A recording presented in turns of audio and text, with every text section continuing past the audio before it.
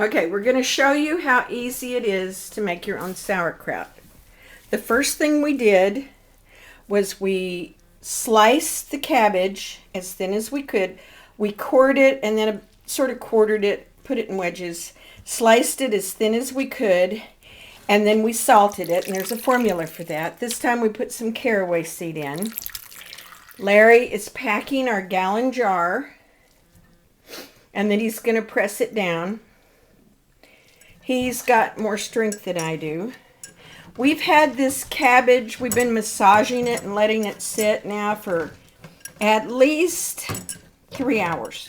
Got a lot more brine that way and a lot more massaging. See, look at all the great brine that came out of that cabbage.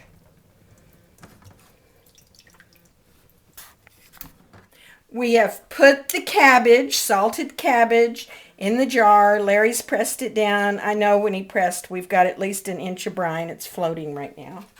So the next thing you do, you've saved some of the clean outer leaves, and that goes in on top of that. This is going to keep your floaters from floating.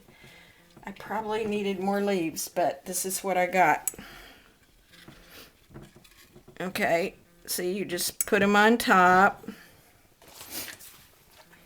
Put them on top to keep your floaters from floating. You try to get them on there and cover it all up.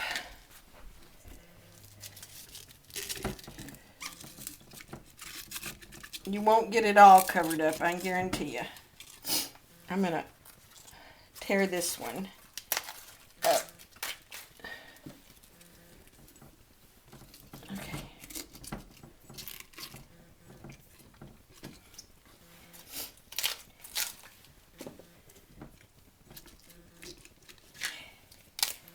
Okay, that's about as good as I'm going to get it. The next thing, see, you've got those leaves on top of your kraut, or on top of your cabbage. It's not kraut yet. The next thing you're going to do is, here's a food grade plastic lid, and I am going to put that in the jar to help hold it down, and that's going to go on top of there. See, you can already see the brine's going to come up above that. Then you need weight. And I bought these for quart jars and half-gallon jars, but then I wound up with this gallon jar. So the next thing you're going to do, except there's really a lot. It'll go in there.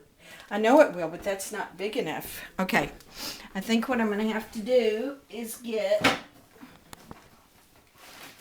They're those little glass things you use in vases.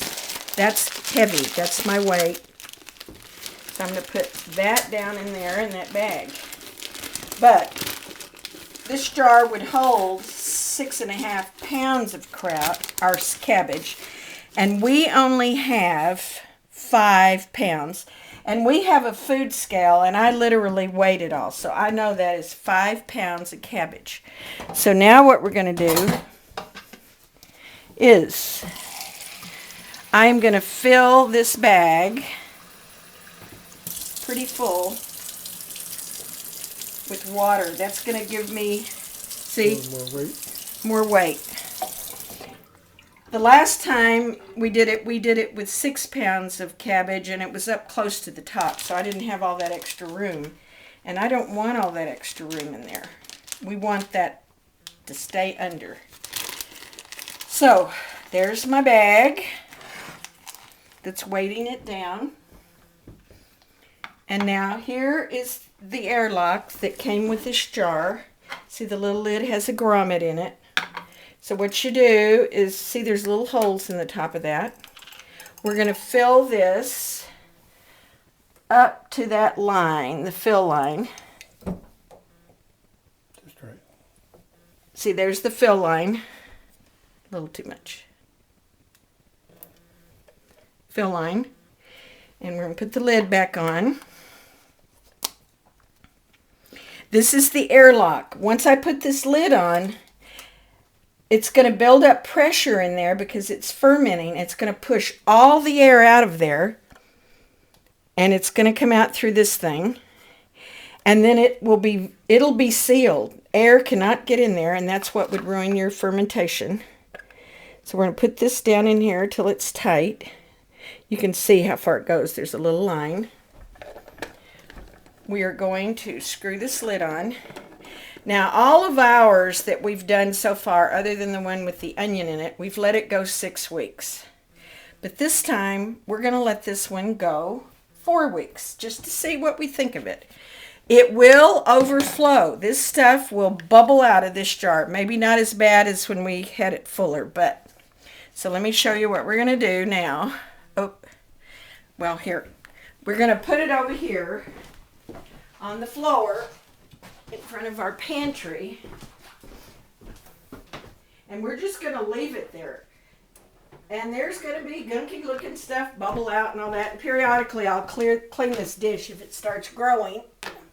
But we're going to put it right there. And then I'm going to put a paper bag over that. And I'll mark the date because it's supposed to be in a cool, dark place. And that's a pretty cool, dark place once I put the paper bag over it. And in 4 weeks, we'll break it open, take all that stuff out, and bottle up our sauerkraut. That's all there is to it.